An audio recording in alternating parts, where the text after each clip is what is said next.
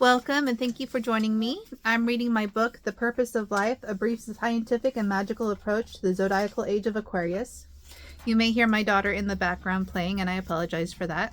But this is chapter 1, The Power of Inclusivity. In the past, people approached the idea of divinity by joining a group or religion that held a specific belief led by an authority figure. That authority figure created a number of rules and often stood as the intermediary to the divine. Most people, when looking at religion or spiritual traditions, adopt one and master that one to the best of their ability. Oftentimes, they decide that their approach is superior to all others, and some become zealots. At that point of time, they have tunnel vision and refuse to even allow the idea of other perspectives to enter their conscious awareness. There are multiple hints that there was a worldwide belief system at one point. As people dispersed around the world, they seem to have carried that belief system to each area, and it changed according to the living conditions of the geographic locations. Laird Scranton and David Warner Matheson have both written numerous books that demonstrate this system of knowledge. Graham Hancock has also shared ideas that seem to demonstrate such a system. We also oftentimes think that such spiritual beliefs developed in a vacuum without outside influence. Some who recognize similarities in different belief systems may accuse one culture of stealing ideas from another. For example, many believe that the Romans simply adopted and renamed the Greek pantheon. However, it must be acknowledged that there was a lot of trade throughout the world, and even some evidence that the Vikings traded in precious metals with indigenous tribes of eastern North America.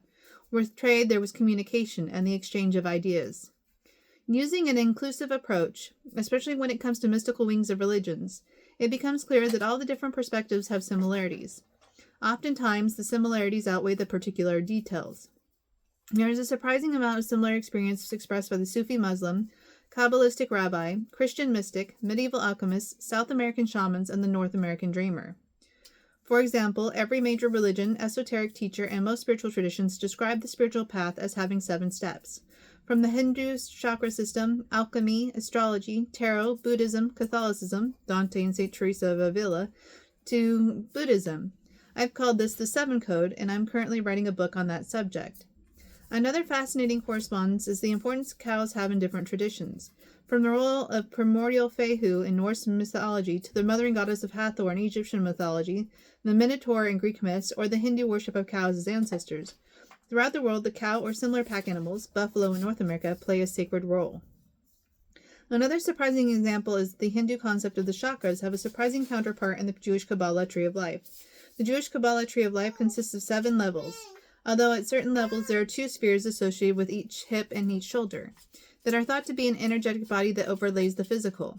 The Chinese practice of Qigong recognizes the physical components often associated with the chakras, the adrenal system, and have similar suggested practices for balancing them. Instead of dismissing the aspects of the spiritual views that are not in agreement with others, we can view them as different facets of the same gem. They are all different aspects of the same one thing that composes all of reality. By studying that one thing from multiple perspectives and identifying the commonalities, we can discover more, not just about divinity, but ourselves. Thomas Campbell, 2003, in his book My Big Toe, Theory of Everything, suggests that consciousness is the basic material, prima materia in alchemy, of all reality. If consciousness itself is the basic material upon which all of reality is based, then each unique cultural interpretation can help us gain a wider perspective of the whole. Every conscious, after all, would be identical to the same singular consciousness. In fact, it is not much of a leap to see astrology as reflecting archetypal energies that are, essentially, the thoughts or aspects of God, influencing humans who are made in the same energetic image. The 7 planets of medieval astrology would correspond to the 7 human chakras, and the Milky Way galaxy would be seen as a celestial, energetic body similar to the one that overlays the human body. Even science is focused on the one thing, although what religion and spirituality often attribute to divinity, they credit chaotic nature, which they believe is a threat, and attempt to tame or recreate in an image they think is preferable. This book was written with the inclusive approach in mind. We will combine both science and spirituality to create a new approach to life that empowers and encourages the individual to be a direct participant in creating their own reality, breaking down the barriers and different approaches to reveal a common core of ideas. So the power of inclusivity is really one of my favorite concepts. It really brings home the idea that there is a commonality in all spiritual approaches and even in science. And if we find that commonality, we can really start to work with something more powerful in our lives, something that can transform us. And so that's what this book is. It's a distillation of the commonalities that I have found throughout my research as I read different books from different perspectives. And I hope you enjoyed this chapter. Bye for now.